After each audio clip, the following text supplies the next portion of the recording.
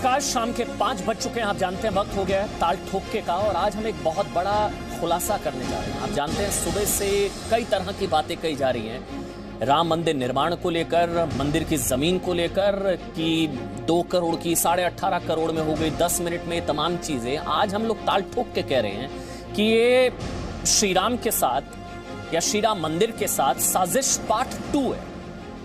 मतलब आप समझिए, घोटाला, बहाना, मंदिर निशाना। क्या आरोप लग रहे हैं सुबह से? आपने देखा होगा, कहा गया कि 2 करोड़ में जमीन खरीदी गई। ध्यान से सुनिएगा आरोप, फिर आरोपों की सच्चाई आपको बताएंगे।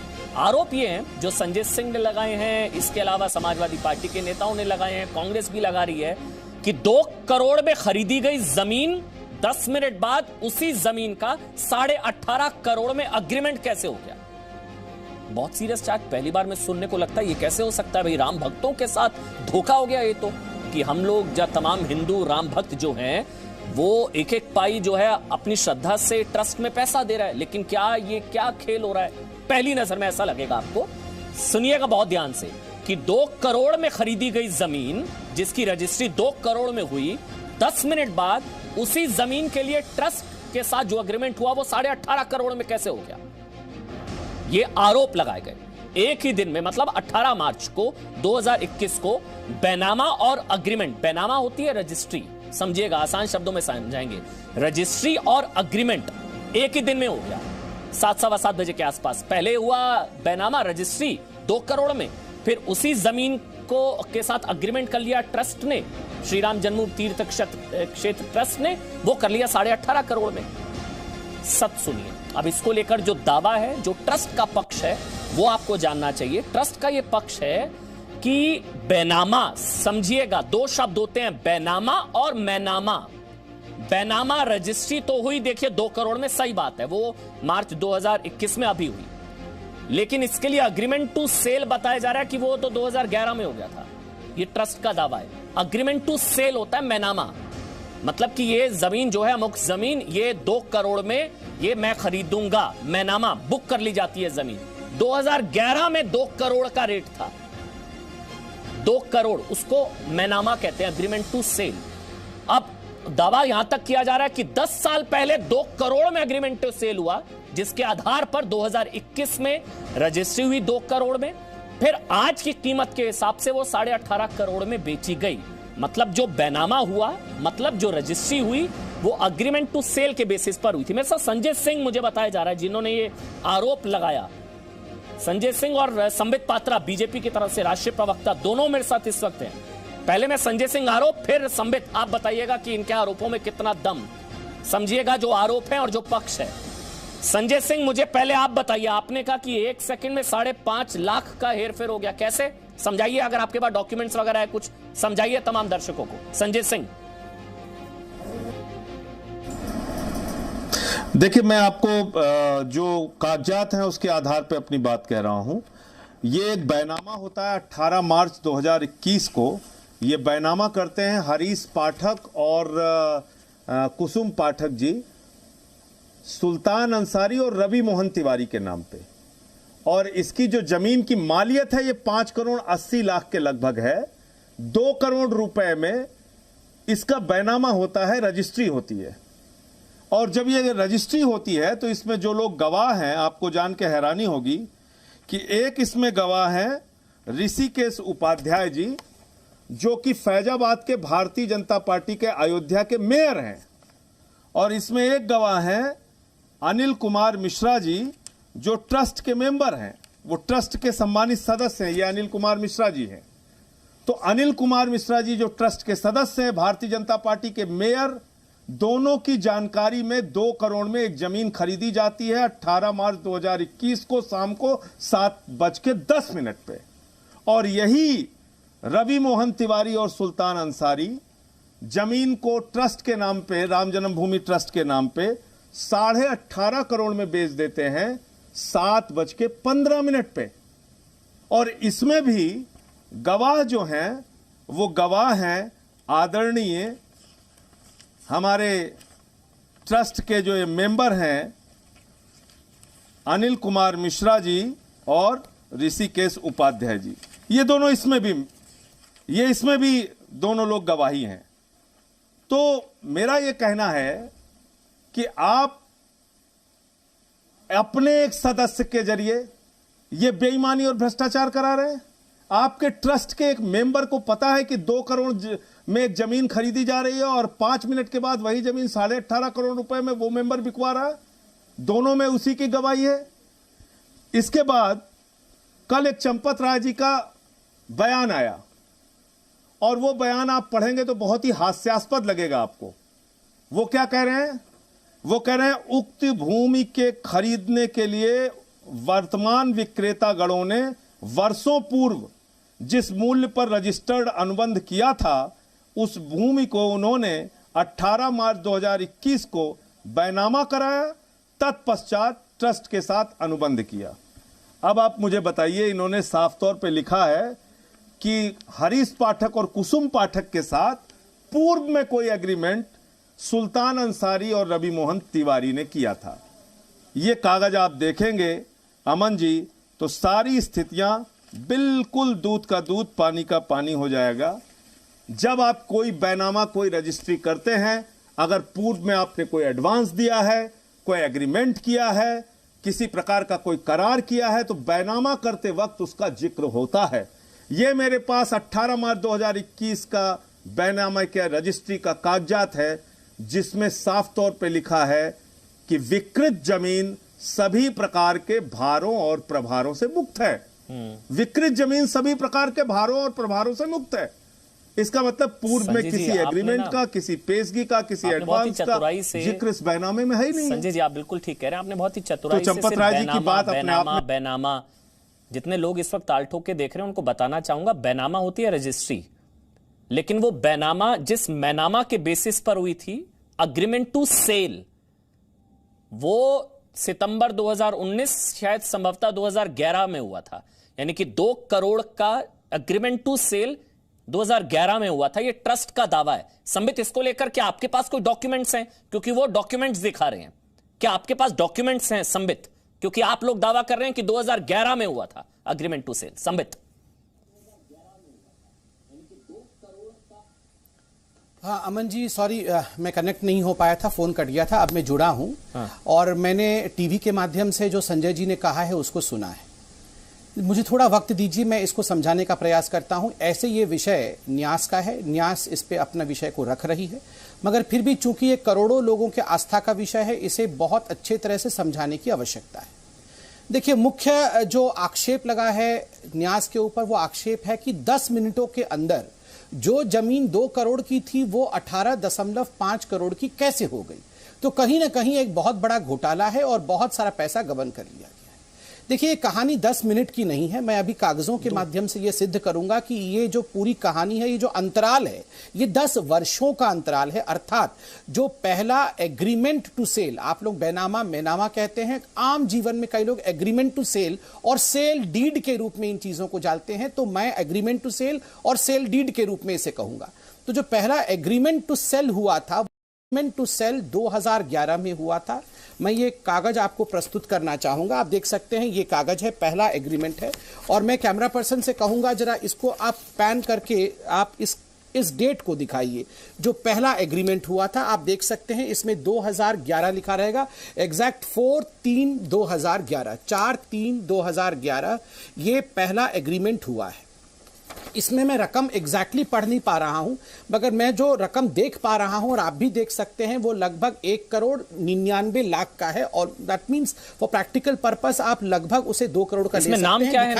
नाम बताइए संबित, नाम क्या है? उनकी हैंडराइटिंग ऐसी होती है कि नाम मैं नीचे देख सकता हूं, कुसुम जी आप भी देख सकते हैं, कुसुम और हरीश आप दोनों को देख सकते हैं। और ऊपर जिनके साथ ये एग्रीमेंट हुआ है वो है इरफान अंसारी। दरअसल जो अभी हम सुल्तान अंसारी कह रहे हैं, सुल्तान अंसारी के पिताजी हैं जिनका नाम है इरफान अंसारी। तो ये विषय उस जमाने से चल रहा है, तो मतलब 2011 में 2 करोड़ के पिताजी एक्टिव थे।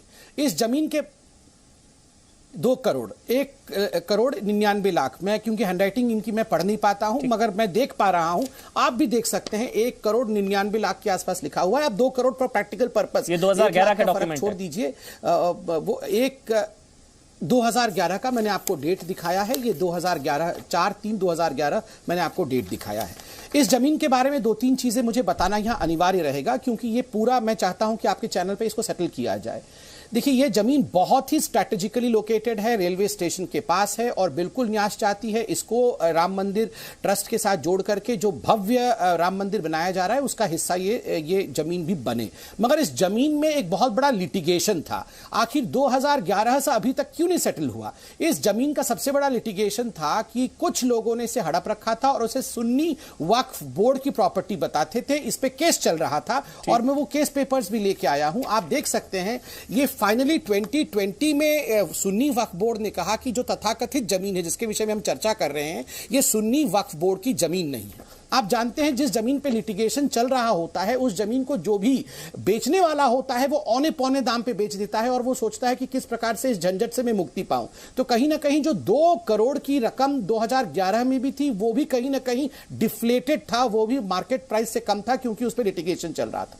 चूंकि 2020 में ये सॉल्व हुआ तो इसको फाइनली 2021 में न्यास ने लिया। अब सुनिए, रूल होता है कि आपको इसको बीच बीच में रिन्यू करना होगा, ये जो एग्रीमेंट ऑफ सेल है। तो मैं आपको 2 और दिखाता हूं एग्रीमेंट ऑफ सेल। ये है 2014 का एग्रीमेंट ऑफ सेल।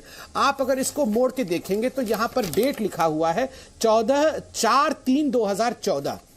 ये 4/3/2014 को फिर रिपीट हुआ है ये एग्रीमेंट ऑफ सेल, जिसके विषय में मैं आपको बता रहा हूं। वही लोग हैं, ये आप देख सकते हैं फोटो।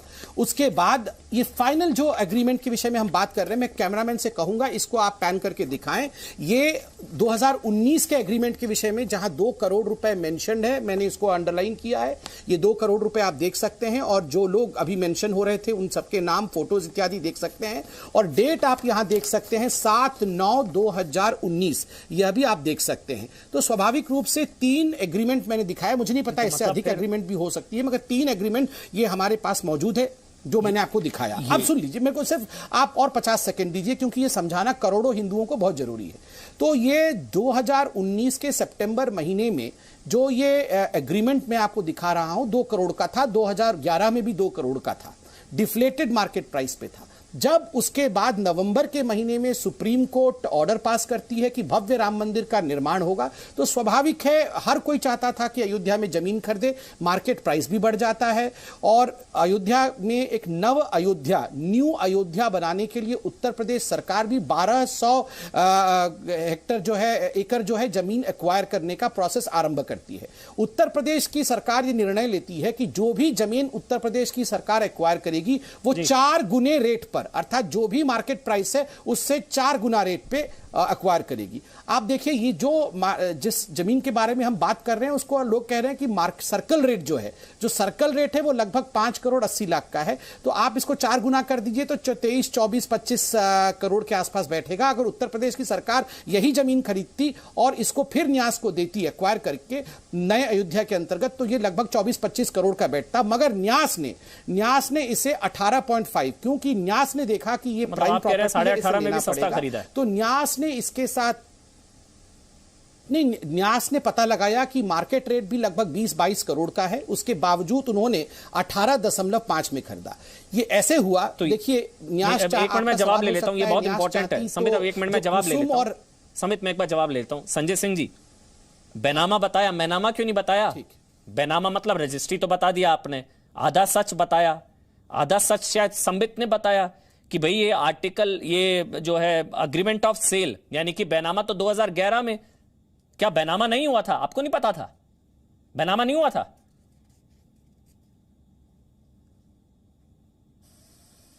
ये आप अगर आप किसी से भी पूछेंगे, अगर पूर्व में कोई रजिस्टर्ड अनुबंध हुआ होता, अगर पूर्व में किसी प्रकार का कोई रजिस्टर्ड एग्रीमेंट हुआ होता तो उसका जिक्र रजिस्ट्री करते वक्त जरूर होता कि पूर्व में एग्रीमेंट हुआ था, इतना हमने पेशगी दी थी, इतना एडवांस दिया था और वो पैसा अब काटा जाएगा और इतना पैसा शेष दिया जाएगा। मैंने तो आपको पढ़ के बता दिया, कहिए तो मैं फिर से बता दूं। इसमें साफ तौर पे लिखा हुआ है, ये लाइन आप देख लीजिएगा, इसमें साफ तौर पे लिखा हुआ है विकृत जमीन सभी प्रकार के भारों और प्रभारों से मुक्त। नहीं, वो तो अब तो संबित कागज दिखा रहे हैं 2011, 14, 19 के। आपने कोई जांच की थी? क्योंकि संबित ने जांच की या बीजेपी या इनको पता लग गया कि 2011 में भी हुआ था भाई, आर्टिकल जो अग्रीमेंट ऑफ सेल जिसको मैनामा कहा जाता है, आपने कोई जांच की थी क्या कि कोई मैनामा तो नहीं हुआ था? कि यहाँ पे आप जो आरोप लगा रहे हैं वही फुस हो जाएंगे फिर तो, कि ये तो आर्टिकल अग्रीमेंट ऑफ सेल तो 2000, आपने कोई जांच की थी क्या? जब इतने सीरियस चार्ज आपने लगाए, जो कि अब लग रहा है प्राइमा फेसी के तो पहले का रेट था 2 करोड़ 2011 का, कोई आपने जांच की थी? मैनामा हुआ था ऐसा कुछ आपने जांच की थी? मैं दावे के साथ इसी आधार पे कह सकता हूं कि ये जो बैनामे का कागज मेरे पास है, कल तक इन्होंने क्या किया, कल तक पूरी भारतीय जनता पार्टी, आरएसएस और राम जन्मभूमि ट्रस्ट एक ही बात घुमा फिरा के कह रहे थे, ये कागजात फर्जी है, ये कागजात झूठा है, ये तो गलत है, ये तो ऐसा है, ये तो वैसा है। बाद में खुद उन्होंने मान लिया कि जमीन खरीदी और महंगी जमीन खरीदी। अब उनके महंगी जमीन का सच मैं सामने लेके आ गया, फिर वो कह रहे हैं साहब ये पहले एग्रीमेंट हुआ था 2 करोड़ में, उसका भी सच मैंने आपको दिखा दिया। मैं इस कागजात के आधार पे कह रहा हूं कि इस रजिस्ट्री के पेपर में मुझे ये बताइए, पूर्व में किए गए किसी भी एग्रीमेंट का, किसी भी एडवांस पैसे के लिए जाने का कहीं कोई जिक्र नहीं है। ये ठीक है, इसमें जिक्र नहीं है। क्या आपने अपने स्तर पर जांच की? जब आप इतने सीरियस चार्ज लगा रहे हैं कि जमीन घोटाला और पता नहीं क्या क्या, आपने जांच करी थी? मैंने आपको बताया कि ये अगर कहीं भी कोई एग्रीमेंट पूर्व में हुआ होता तो रजिस्ट्री के पेपर में उसका जिक्र होता, जो नहीं है मैंने आपको दिखा दिया। इसमें कहीं और से पता हम क्यों करेंगे? अगर एक रजिस्ट्री मुझे मिली जिसमें अगर ये लिखा होता कि भाई इसमें पहले ये एग्रीमेंट हुआ, वो एग्रीमेंट हुआ, वो एग्रीमेंट हुआ, तब हम उसका पता करते। जो रजिस्ट्री मुझे मिली जो अभी 18 मार्च 2021 की है, उसमें कहीं इस बात का जिक्र ही नहीं है। तो पता करने का किसी के लिए, मेरे लिए या आपके लिए, तो किसी के लिए क्या कारण बनता? क्योंकि रजिस्ट्री का नियम यही है, अगर पूर्व में कोई एग्रीमेंट हुआ है, आप खुद अपने आप से करना पड़ता है। कि आपने ये जरूरी नहीं समझा कि आप इतना बड़ा आरोप लगा रहे हैं कि 1 सेकंड में 5.5 लाख गबन, आपका जो शब्द है, आपने जरूरी नहीं समझा कि मैं पता तो कर लूं, हो सकता है पहले अग्रीमेंट ऑफ सेल हो गया हो? जरूरी नहीं समझा? ये कहना ही अपने आप में बुनियादी रूप से झूठ है, क्योंकि अगर किसी प्रकार का एग्रीमेंट होता तो इस रजिस्ट्री में उसका जिक्र होता। जैसे ये कल झूठ बोल रहे थे कि साहब ये कागज फर्जी है, और बाद में इनको मानना पड़ा कि हाँ ये सब कुछ सही है, और महंगी जमीन, अब महंगी जमीन की बात भी ले लेते हैं, समय 30 सेकंड में, चलिए ये भी बात मान लेते हैं इनकी। आप मुझे बताइए, जिस जमीन की मालियत लिखी हुई है, जिस जमीन की मालियत 5 करोड़ 80 लाख है, तो अगर बहुत महंगी आप जमीन ले रहे थे तो 5 करोड़ 80 लाख में लेते। 18 करोड़ 18.5 करोड़ का फिगर कहां से आ गया भाई? एक बात के लिए तो सबसे पहले तो दान पुण्य की जमीन में अगर कोई 2 करोड़ में खरीदा है तो उसको 2.25 करोड़ में बेचना चाहिए, 1 करोड़ 90 लाख में खरीदना चाहिए। लेकिन आपने 5 करोड़ 80 लाख की मालियत की जमीन पहले तो 2 करोड़ में खरीदवा ली अनिल मिश्रा आरोप लगा रहे हैं, और फिर वही अनिल मिश्रा गवाह बन के ऋषिकेश उपाध्याय भी जुड़ गए, जिनका आप नाम ले रहे हैं उनके पास भी चलेंगे। संबित, अब आप जवाब दे दीजिए, रजिस्ट्री में ना जिक्र क्यों नहीं है इसका? फिर ये संजय जी बोल रहे हैं रजिस्ट्री में जिक्र क्यों नहीं है इसका कि अग्रीमेंट टू सेल हुआ था? फिर बाकी मेहमान उनके पास चलेंगे। देखिए मैंने आपको प्रत्यक्ष रूप से, कोई बहुत इसके लिए भागदौड़ करने की आवश्यकता नहीं है।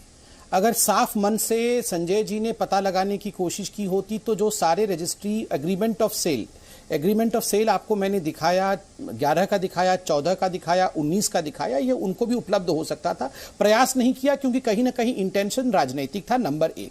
नंबर 2, मैंने कहा ये प्राइम प्रॉपर्टी है, न्यास चाहती थी इस प्रॉपर्टी को, इसलिए पाठक भी चाहें या अंसारी चाहें तो अलग अलग ये प्रॉपर्टी बेच नहीं सकते थे। मैं 30 सेकंड लेके समझाना चाहूंगा।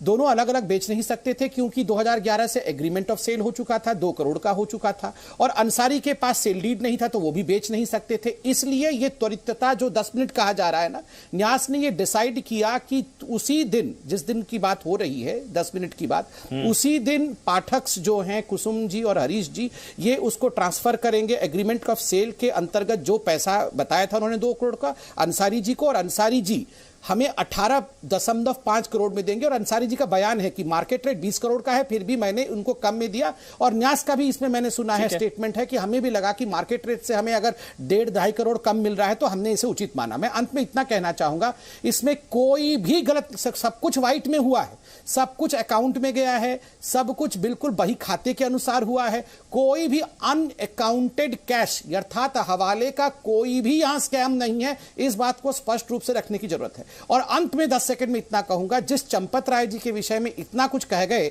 अब मैं अंदर से रो रहा था। मैं चंपत राय जी को जानता हूं, जिस व्यक्ति ने अपने पूरे जीवन चने खाकर गुजारे, जिस व्यक्ति का मरने तक केवल एक ही ध्येय है और वो ध्येय है कि मैं मरने से पहले राम मंदिर देख के मरूं, ना परिवार ना कुछ है उस व्यक्ति का, आप उस व्यक्ति को कह रहे पैसा खा के चंपत हो गया। मुझे तो बहुत तकलीफ हो रही है।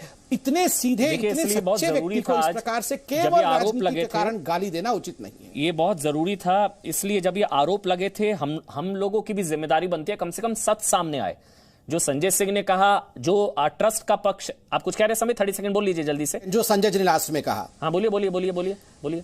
देखिए अमन जी, संजय जी ने 10 सेकंड में कहा कि सर्कल रेट तो 5,80,000 का था, तो ज्यादा में कैसे बेच दिया। देखिए मैंने इसकी 2 विषय कहे हैं, आप किसी भी जानकार से पूछिए। ये मैं एक बार ऋषिकेश उपाध्याय से समझ लेता हूं, जो मेयर है, ठीक है ना समित, ये मैं ऋषिकेश उपाध्याय से समझ लेता हूं, मेयर है। सर्कल रेट के अनुसार भी अगर सर्कल रेट के अनुसार भी सरकार इसको अधिग्रहित करती तो 4 गुना रेट में अधिग्रहित करती, अर्थात लगभग 24-25 करोड़ में करती, तो फिर भी न्यास ने कम मिली। ऋषिकेश उपाध्याय, देखिए इनको सुनना आज तमाम लोगों को, पूरे देश को ताल ठोके में इसलिए जरूरी है क्योंकि यही वो शख्स हैं, ऋषिकेश उपाध्याय, जो एक दिन में जो बताया जा रहा बैनामा यानी कि रजिस्ट्री 2 करोड़ और उसके बाद अग्रीमेंट 18.5 करोड़, दोनों में गवाह ऋषिकेश उपाध्याय।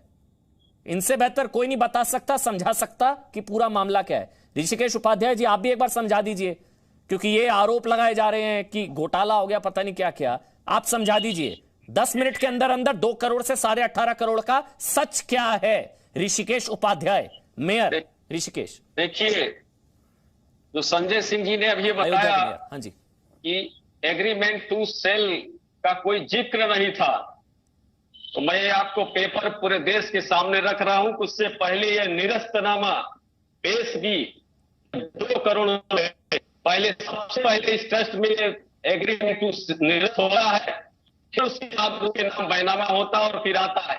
ये एग्रीमेंट टू सेल जब निरस्त हो गया तो प्रत्येक बात और भार से मुक्त हो गई। देश को गुमराह करने का काम है। कहा जाता है ना कि जबर चोर सैनी में गावे, हमारे यहाँ की एक कहावत है। तो यह निरस्तनामा भी मैं आपके देश के सामने रख रहा हूं। ये 2011 से लेकर और जो हमारे वहां के मंदिर, जो भव्य मंदिर के निर्माण में जो मंदिर आ रहे थे, जो घर आ रहे थे, कोई देश भर के लोग अयोध्या आना चाहते हैं तो कोई अयोध्या से छोड़कर बाहर नहीं जाना चाहता। इसलिए कुछ संतों ने, सभी लोगों ने आग्रह किया, तो वो सुल्तान अंसारी और जो लोग थे, उन जो लोगों ने ट्रस्ट को सहमति के आधार पर स्वीकार किया। ऋषिकेश पांडे जी, बस एक और सवाल, मुझे पता आपको जाना है, मतलब मैं इसका निचोड़ ये लगा लूं कि 2011 में 2 करोड़ 1,99,00,000 2 करोड़ का एग्रीमेंट ऑफ सेल हो गया था 2011 में, ठीक?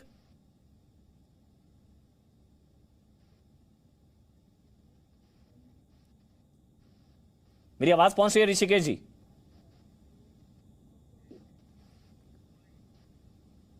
जी बोलिए।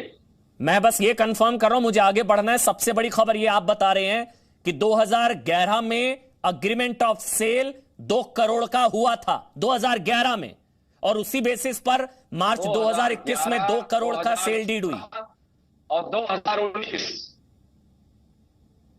3 बार चूंकि ये जमीन विवादित थी, इसलिए एग्रीमेंट रिन्यूअल होते गए। ठीक ठीक सर, शुक्रिया ऋषिकेश उपाध्याय जी, शुक्रिया उपाध्याय जी। आप अयोध्या के मेयर हैं, इसलिए आपकी गवाही बहुत जरूरी थी। मेरे साथ इस वक्त उमाशंकर पांडे उत्तर प्रदेश कांग्रेस के प्रवक्ता, मनोज पांडे समाजवादी पार्टी से, आचार्य विक्रमादित्य हमारे साथ हिंदू धर्मगुरु, और विष्णु जैन भी हैं, सीनियर एडवोकेट हैं। उनको रखना इसलिए जरूरी था कानूनी पक्ष समझाने के लिए। जो अभी संबित ने कहा कि बिना सेल डीड के एग्रीमेंट हो नहीं सकता था, इसलिए सेल डीड यानी कि बिना रजिस्ट्री के अगली एग्रीमेंट नहीं हो सकता था। तो मैं विष्णु जैन के पास जाऊं, लेकिन उससे पहले मनोज पांडे समाजवादी पार्टी के प्रवक्ता, मनोज जी क्या चाहते थे आप लोग, क्या मकसद था आप लोगों का? अटकाना, लटकाना, भटकाना, घोटाला बहाना, मंदिर निशाना, तो झूठ पकड़ा गया, सारी पोल खुल गई।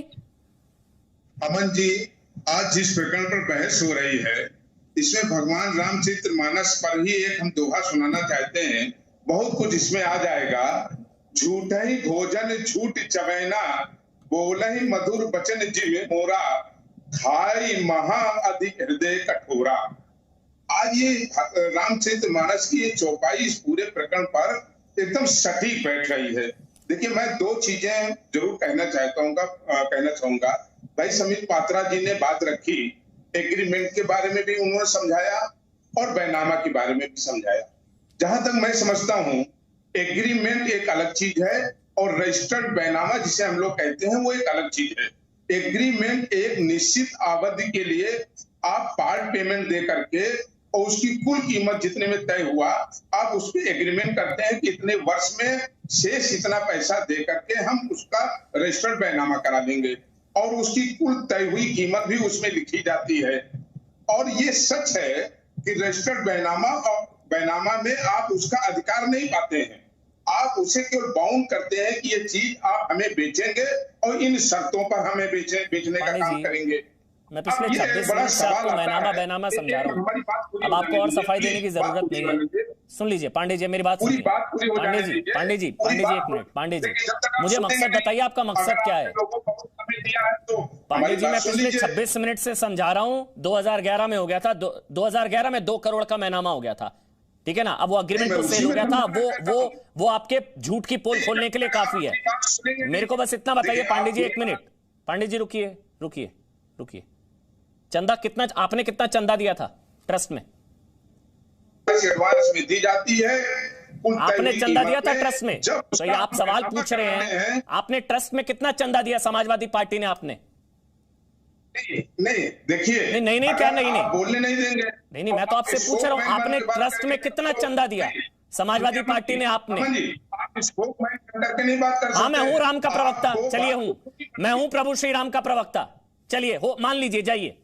मैं हूं प्रभु श्री राम का प्रवक्ता, जाइए दे दीजिए सर्टिफिकेट। मैं हूं प्रभु श्री राम का प्रवक्ता। 1 रुपया चंदा नहीं देंगे और चंदे पर सवाल उठाएंगे। 1 रुपया चंदा दिया आपने कितना चंदा दिया मुझे बताइए ना पांडे जी, कितना चंदा दिया ट्रस्ट में? नहीं है, भगवान प्रभु राम पूरे हिंदुस्तान के हैं। नहीं हम सब पांडे जी, चंदा नहीं देंगे, चंदे पर सवाल उठाएंगे। कार सेवकों पर गोलियां चलाने वाले, आज आपको प्रभु राम की चिंता हो रही है, आपको राम मंदिर की चिंता हो रही है। सर, सबको पता है आपका मकसद क्या है। आपने 1 रुपया चंदा दिया पांडे जी, 1 रुपया चंदा दिया आपने समाजवादी पार्टी ने। आज जितने लिबरल गैंग, ये जो गैंग है जो राम मंदिर पर सवाल उठा रहा है या चंदा घोटाला पता नहीं क्या क्या, 1 रुपया चंदा नहीं दिया होगा आप लोगों ने। चंदा नहीं देंगे लेकिन सवाल उठाएंगे, उसकी भी पोल खुल गई है। तो राम के साथ कौन धोखा कर रहा है या कौन सी साजिश हो रही है, यह पूरे देश को समझ में आ रहा है। विष्णु जैन, 2011 में हो गया था अग्रीमेंट ऑफ सेल। क्यों झूठ बोला जा रहा था देश से? ये तो अभी पता लगा 2011। अब चाह रहे हैं 2011 में 2 करोड़, तो 21 में भी 2 करोड़ में खरीदो। Vishnu Jain, advocate, supreme court. जी देखिए, संजय जी ने जिस तरह से फैक्ट्स प्रस्तुत किए हैं, उस तरह से ऐसा लगता है कि बहुत बड़ा स्कैम हुआ है। पर अगर आप इस केस की पूरी चीजों को एज अ होल देखें, जो संदीप पात्रा जी ने भी एक्सप्लेन किया, तो आपको सारी बातें क्लैरिटी से समझ में आएंगी। और मैं अपनी बात को कहने से पहले सबसे पहले यह स्पष्ट कर दूं, संजय जी ने अपने सारे वक्तव्य में एक बयान बहुत गलत दिया। उन्होंने कहा कि अगर जमीन खरीदनी थी तो आप सर्किल रेट पे खरीदते। ये सेटल्ड प्रिंसिपल है। और अमन जी, एक नहीं, 1000, 1 लाख रजिस्ट्री हिंदुस्तान में ऐसी होती हैं जो सर्किल रेट से ऊपर होती हैं। सर्किल रेट का मतलब होता है, संजय सिंह तो सांसद, उनको पता होना चाहिए, सर्किल रेट का मतलब होता है किसी भी लैंड की मिनिमम वैल्यू, जो उस जगह का डिस्ट्रिक्ट मजिस्ट्रेट तय करता है, उस लैंड की मिनिमम वैल्यू जिसके नीचे रजिस्ट्री नहीं हो सकती है और जिसपे आपको स्टैंप ड्यूटी देनी है। तो सर्किल रेट एक मिनिमम वैल्यू होती है, but that is not the maximum value. और जैसे भी अभी संबित पात्रा जी ने समझाया कि इस रजिस्ट्री इस पूरी लैंड का 2011 में एग्रीमेंट टू सेल था, फिर 2014 में हुआ, फिर 2019 में हुआ, और अल्टीमेटली जब राम जन्मभूमि का फैसला आया 9 नवंबर को, उसके बाद ये जमीन बेची गई। तो मुझे लगता है उन्होंने जो बात कही एकदम सही है, लीगली सही है। और मुझे मैं एक बात संजय सिंह से पूछना चाहता हूं, जरा ये बता दें, इनकी राजनीतिक महत्वाकांक्षा हो सकती है, वो सेपरेट बात है। आज ये सारे आरोप लीगली लगा रहे हैं। मैं संजय सिंह से नहीं हमारे साथ वो जा चुके हैं, मैं बता दूं आपकी जानकारी के लिए, संजय सिंह अब हमारे साथ नहीं है, या जो भी वो सुन रहे होंगे अगर डिबेट, ठीक है, जो भी मेरी बात सुन रहा हो, मैं एक बात पूछना चाहता हूं कि अगर 5 करोड़ की जमीन है, क्या उसको 18 करोड़ 20 करोड़ या 25 करोड़ में नहीं खरीदा जा सकता है? कोई भी ऐसा लीगल व्यक्ति हिंदुस्तान में बात कह सकता है? नहीं कह सकता है। आज जो भी जमीन का सर्किट रेट होता है, 2 करोड़ 5 करोड़ 18 करोड़, विष्णु जैन, मकसद सबको पता है, मकसद सबको पता है। ये अटकाने लटकाने भटकाने वाली ही गैंग है। उमाशंकर पांडे जी अब मेरे साथ हैं, उत्तर प्रदेश कांग्रेस के प्रवक्ता हैं। फिर मैं आचार्य विक्रमादित्य आपके पास आऊंगा। उमाशंकर पांडे जी, क्या लग रहा था आपको? अटक जाएगा, लटक जाएगा, भटक जाएगा, ये लग रहा था आपको? बुरे हिंदू। अमन जी, पूरा देश अयोध्या में भव्य राम मंदिर का निर्माण हो। तकलीफ तो भारतीय जनता पार्टी को हुआ कि माननीय सुप्रीम कोर्ट के आदेश के बाद जब पूरे देश ने राम मंदिर के निर्माण का स्वागत किया, इंक्लूडिंग हिंदू एंड मुस्लिम, तो भारतीय जनता पार्टी को बड़ा निराशा हुआ था कि ये तो कुछ हुआ ही नहीं, दंगे की आग तो भड़की ही नहीं। तो ये प्रश्न आप भारतीय जनता पार्टी से करिए, हमसे नहीं। दूसरी बात, आपने अभी सेल डीड और रजिस्टर्ड एग्रीमेंट की बात की। जहां तक मेरी जानकारी है अमन जी, रजिस्टर्ड एग्रीमेंट का एक टाइम होता है, उसके बाद अगर बैनामा नहीं होता है तो रजिस्टर्ड एग्रीमेंट अपने आप समाप्त हो जाता है। पूरा तो मेरी जानकारी है अमन जी, सुनिए, 3 साल में रिन्यू होता है, वो 3 बार रिन्यू हुआ। यस। और कोई भी रजिस्टर्ड एग्रीमेंट अगर बगैर किसी टोकन मनी के हो रहा है, जैसा कि इस मामले में दिख रहा है कि टोकन मनी का कोई जिक्र नहीं है, तो यानी कि अगर बगैर टोकन मनी के कोई रजिस्टर्ड एग्रीमेंट हुआ है जिसका परचेज यानी कि बैनामा 10 साल बाद 2021 में जाके हो रहा है, तो ये अपने आप पर एक बड़ा प्रश्न चिन्ह खड़ा करता है। किस पर प्रश्न चिन्ह खड़ा करता है? किस पर ये प्रश्न चिन्ह है? हम कोई भी रजिस्टर्ड एग्रीमेंट करते हैं, कोई भी, ये सामान्य जो परचेज होती है लैंड की, हम लखनऊ में रहते हैं, तमाम सारे लोग लैंड खरीदते हैं। मकसद क्या है आपका इस सब के पीछे? मैं अमन जी बता दीजिए ना। आपको लगता है इससे तुष्टीकरण हो जाएगा, आपका वोट बैंक खुश हो जाएगा, फिर से राम मंदिर पर सवाल उठा देंगे? मकसद क्या है अमन जी? मकसद रजिस्टर्ड एग्रीमेंट जब होता है, हरीश पाठक जी कोई सामान्य विक्रेता नहीं है, वो भी एक मंदिर के महंत हैं, वो भी महंत है, बाबा हरिदास जी हैं वो, जिनसे इन लोगों ने, रवि तिवारी और इन्होंने जमीन खरीदी है। पांडे जी, तो उनसे रजिस्टर्ड एग्रीमेंट कर रहे थे। उमाशंकर पांडे, उत्तर प्रदेश कांग्रेस से। पांडे जी सुनिए, पांडे जी, मकसद क्या है आपका? आप चाहते क्या है? वो मकसद बताइए। मकसद अटक जाए, लटक जाए, भटक जाए, मंदिर फिर से आप लोगों की खींच है मंदिर के खिलाफ, ये पर हो रहा है। वो भारतीय जनता पार्टी भी लाख कोशिश कर ले, कोई दंगा नहीं होने वाला है। शांति से अयोध्या में भव्य राम मंदिर का निर्माण होगा, लेकिन 5 फरवरी को माननीय सुप्रीम कोर्ट के आदेश पर जिस ट्रस्ट का निर्माण हुआ था, उस ट्रस्ट में ऐसे लोग आ गए हैं जो चंदा जीवी हैं। अभी संबित जी कह रहे हैं वो चना खा के रहते हैं। हाँ बिल्कुल, आपदा में अवसर तलाशने वाले लोग हैं ये। संबित आप बोल दीजिए। संबित चंदा जीवी, कारगिल के ताबूत में। ये शांत हो जाएं, ये शांत हो जाएं, फिर मैं बोलता हूं। प्रभु राम, अब सबको प्रभु राम की चिंता। ये वो लोग हैं जो पूछ रहे थे कि कहां पैदा हुए हैं प्रभु राम, कौन से कमरे में। ये वो लोग हैं, बुरे हिंदू चाहते हैं मंदिर, सारी चीजें हैं, लटकाने अटकाने भटकाने का प्रयास जितना आप लोगों ने किया। संबित आप जवाब दे दीजिए, उसके बाद मैं आचार्य विक्रमादित्य आपके पास आऊंगा। संबित, विष्णु जैन जी आ रहा हूं। देखिए अमन जी, मैंने टेक्निकली पूरे विषय को समझाया, आप जरा इमोशनल एस्पेक्ट को समझने का प्रयास करिए। अमन जी, आप देखिए, ये तो स्वाभाविक है, ये लोग चाहते ही नहीं थे भगवान राम का भव्य मंदिर बने। आपने बिल्कुल सही कहा, कभी राम भगवान के लिए कहते थे राम तो एग्जिस्ट ही नहीं करते हैं, तो कभी एफिडेविट देके कहते थे कि भगवान राम तो एक काल्पनिक पात्र हैं, तो कभी ये कहते थे बताओ किस कमरे में भगवान राम का जन्म हुआ। और जब सुप्रीम कोर्ट ने इस पर निर्णय दिया तब यही लोग कहते थे सुप्रीम कोर्ट के जज तो बिके हुए हैं। इस हद तक ये गिरे। देखिए, ये मैं आपको आज टीवी के माध्यम से बताना चाहूंगा, और करोड़ों हिंदू मुझे सुन रहे होंगे। मैं हिंदू मुस्लिम नहीं कह रहा हूं, क्योंकि करोड़ों मुसलमान भी चाहते हैं राम मंदिर बने, मगर यहां कुछ ऐसे लोग हैं जो किसी भी कीमत पर ये कोशिश करेंगे कि राम मंदिर अटक जाए। ये आपको क्या लगता है, ये चंपत राय जी 1 करोड़ 2 करोड़ रुपए के लिए? यार इन लोगों ने, सर मैं सुन लीजिए, सर प्लीज सुन लीजिए, इन लोगों ने अपने सीने पे गोलियां खाई हैं सर। कोठारी बंधु नाम सुना है? इनके आवाज को जरा प्लीज कम कर दीजिए। मैं भगवान राम के लिए चिल्लाना नहीं चाहता हूँ, मर्यादा पुरुषोत्तम पर डिबेट मर्यादा में करेंगे। रखिए, मैं इन कांग्रेसियों के साथ लड़ना भी नहीं चाहता हूँ। पंडित जी मर्यादा पुरुषोत्तम पर है तो मर्यादा में डिबेट करेंगे। इतना चिल्ला रहे हैं, मेरी बात सुन ले। पंडित जी आप रुक जाइए, पंडित जी रुक जाइए। मर्यादा पुरुषोत्तम पर मर्यादा में डिबेट, अपनी अपनी टर्न पर, ठीक है? संबित आप बोलिए, उसके बाद आप बोल लीजिएगा। पंडित जी आऊंगा आपके पास। संबित आप कंप्लीट कर लीजिए, कोई बीच में नहीं बोलेगा। प्रभु राम पर डिबेट है सर, कहां? थोड़ी तहजीब में, आराम से। अमन भाई, संबित आप बोलिए। अमन भाई, जिन लोगों ने अपने सीने पे भगवान राम की मंदिर के लिए गोली खाई है ना, ऐसे सैकड़ों लोग हैं। लाशें बिछ गई थी, लाशें नदी में बह रही थी, सरयू नदी में लाशें बह रही थी, लाल हो गया था नदी का एक हिस्सा। आपको क्या लगता है ये 1-2 करोड़ के लिए इन लोगों ने अपनी लाशें बिछाई थी? इन लोगों ने अपनी लाशें बिछाई थी। मैं सभी से अपील करूंगा, और खासकर आज उत्तर प्रदेश की जनता से अपील करूंगा, ना बटना तुम ब्राह्मण, राजपूत, गुर्जर, जाट में एक मुस्त होकर, हिंदू होकर खड़े हो जाना। ये सारे लोग कोशिश करेंगे कि किसी भी कीमत पर मंदिर ना बनने दे। एक मुस्त होकर खड़े होना और अपने आराध्य देव का मंदिर किसी भी कीमत पर बने, इसके लिए कोई भी कसर बाकी मत छोड़ना। और विश्वास रखना उन लोगों पर जिन्होंने अपना न्योछावर किया है भगवान राम के मंदिर के लिए।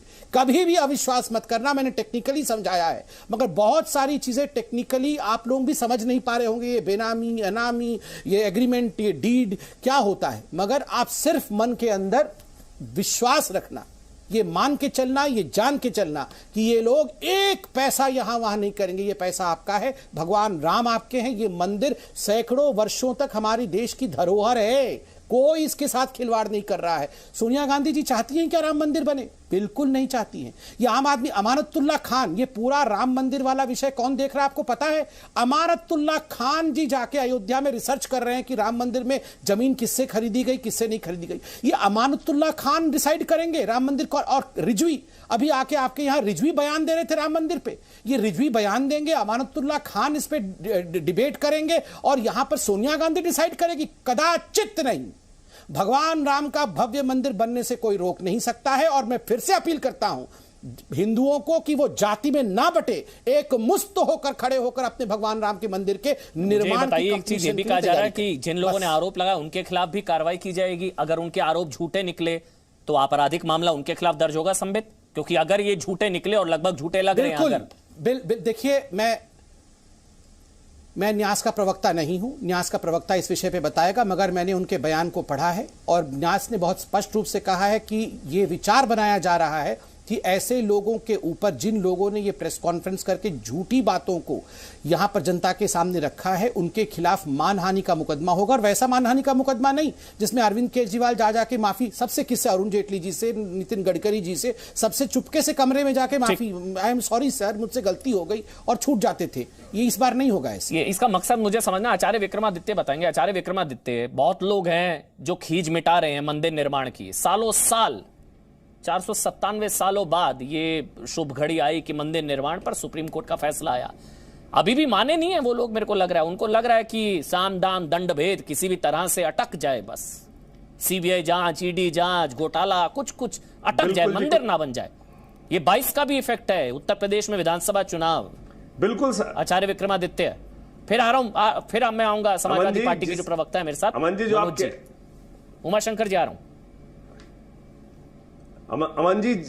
अमन जी, जिस प्रकार आप कह रहे हैं बिल्कुल सत्य है। आज दूध का दूध, पानी का पानी जिस प्रकार से हो गया है, जिस प्रकार का आक्षेप लगाने का प्रयास किया, मैं कहता हूं डिफेमेशन का केस इनके ऊपर अच्छा वाला होना चाहिए। और पहले भी जिस प्रकार से इन्होंने ऐसे अनर्गल प्रयास किए हैं, मैं सावन के अंधे हरा ही हरा दिखता है, जिन्होंने जिंदगी भर घोटाले करके अपने जेब भरी है और दूसरों को भी वो ऐसा ही समझते हैं। और भगवान राम का जो अद्भुत कार्य जब होने जा रहा है, इसमें इसके जिस प्रकार से रोड़े अटकाने का सुप्रीम कोर्ट में एफिडेविट दे देकर जो काम किया कि इलेक्शन के बाद आप डिसीजन दे दीजिएगा। वो कौन थे, वो सब लोग सामने हैं और उन्हीं पार्टी के लोग यहां पांडे जी बनकर बैठे हैं और जिस प्रकार के एलिगेशन लगाने का प्रयास कर रहे हैं। सिंगल लाइन एजेंडा इनका सिर्फ ये है कि केवल राजनीति होती रहे और राम मंदिर के रोड़े अटकाते, राम मंदिर में रोड़े अटकाते रहे। अब वो समय नहीं है, पूरी देश की जनता जानती है। जिन लोगों ने, आपने सही प्रश्न किया कि जिन लोगों ने एक नया पैसा राम मंदिर में नहीं दिया, आज वो दावेदार बन के खड़े हो गए हैं कि इसमें घोटाला हो रहा है। जिन लोगों ने एक पैसा, नया पैसा अपनी जेब से निकालकर उस सहयोग राशि की तरफ, राम मंदिर निर्माण की तरफ नहीं दिया, यहां बैठे पैनलिस्ट जितने भी थे,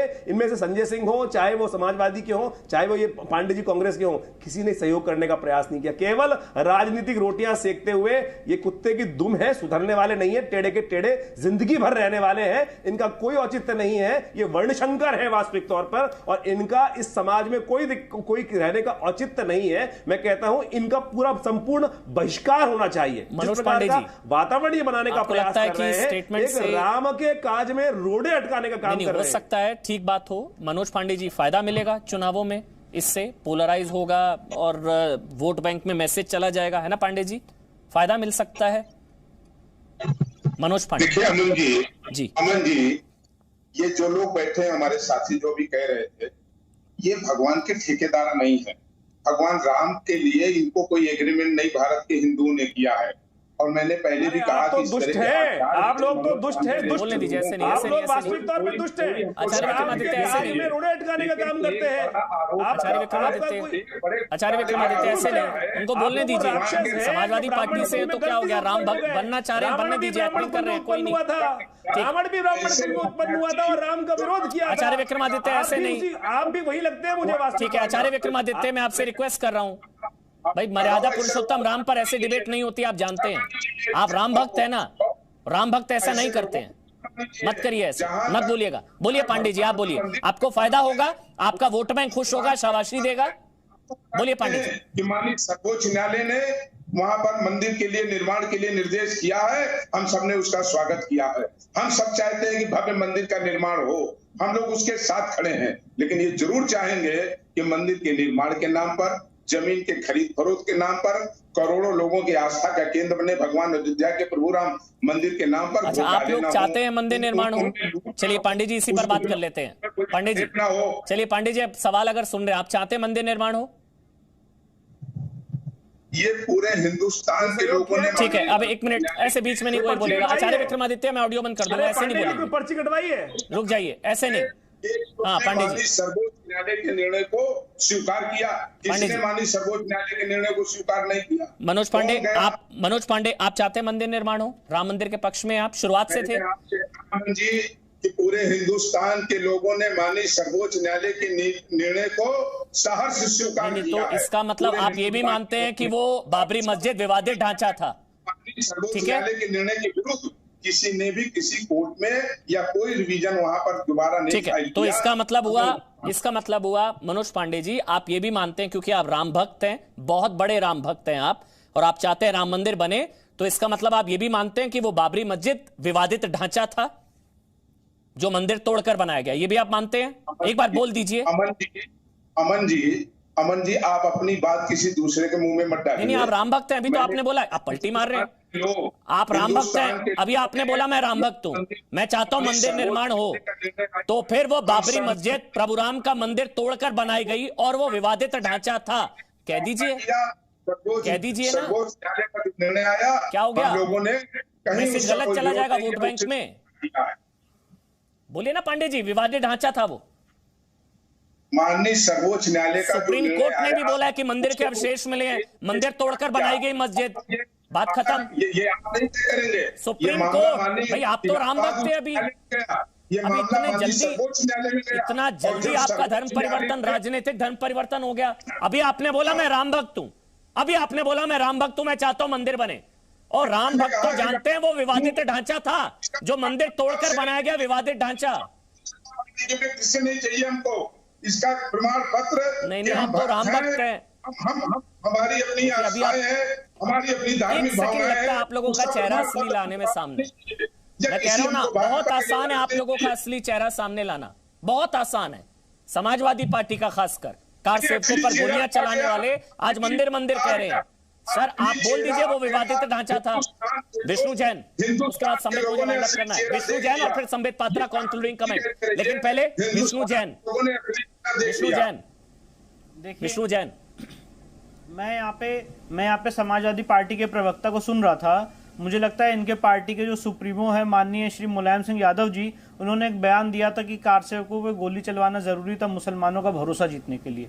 ये उन्होंने अपना गुनाह एडमिट किया था और यही आज बैठ के बात कर रहे हैं राम मंदिर के ट्रस्ट और पैसे और चंदे के लिए। दूसरे हमारे कांग्रेस के प्रवक्ता भी बैठे हैं, उसको संदीप भाई ने बहुत अच्छे से बताया कि उन्होंने क्या हलफनामा सुप्रीम कोर्ट में दिया था कि भगवान राम एक काल्पनिक पुरुष हैं, और जो इनके वकील हैं उन्होंने सुप्रीम कोर्ट में कहा था कि रामायण एक काव्य है, इट्स अ मिथ। तो ये सारी बातें आज जो कह रहे हैं यहाँ पे, इनके रियल इंटेंशंस क्या हैं ये हम सबको रियल इंटेंशन 2022 विधानसभा, उत्तर प्रदेश विधानसभा चुनाव, चाहे आम आदमी पार्टी चाहे opposition party. Sambit concluding comment, आपका फायदा मिलता है ऐसे स्टेटमेंट से, पोलराइज हो जाता है, वोट बैंक में मैसेज चले जाता है, इसलिए ये सब। और आगे आगे देखिए अभी और होगा खेल। संबित नहीं, अभी तो अमन भाई आप सही कह रहे हैं, आगे आगे 2022 के चुनाव तक तो बहुत कुछ ये सब फैब्रिकेटेड करने वाले हैं। मगर एक बात मैं बता दूं, इस पैनल में भी और वैसे पूरे हिंदुस्तान में और हिंदुस्तान के बाहर भी जिन लोगों ने 1 रुपया भी चंदा दिया है अपने प्रभु श्री राम के मंदिर के लिए, किसी के मन में तनिक भर, रत्ती भर भी संशय नहीं है। ये सारा का सारा संशय ड्रामा उन्हीं के मन में है जिन्होंने राम मंदिर के विरोध किया था और जिन्होंने 1 पैसा भी, एक नया आना भी डोनेशन नहीं दिया है, चंदा नहीं दिया है, याद रखिए। तो इसीलिए मैंने समाजवादी पार्टी के प्रवक्ता से पूछ लिया ना कि 1 रुपया चंदा नहीं दिया, चंदे पर सवाल उठा रहे हैं। बहुत बहुत शुक्रिया संबित पात्रा समाजवादी पार्टी से, मनोज पांडे जी, उमाशंकर पांडे जी, आचार्य विक्रमादित्य और विष्णु जैन, आपका बहुत बहुत शुक्रिया। छोटा सा ब्रेक, ताल ठोक के देख रहे थे आप, छोटा सा ब्रेक ले रहे हैं, छोटा सा ब्रेक।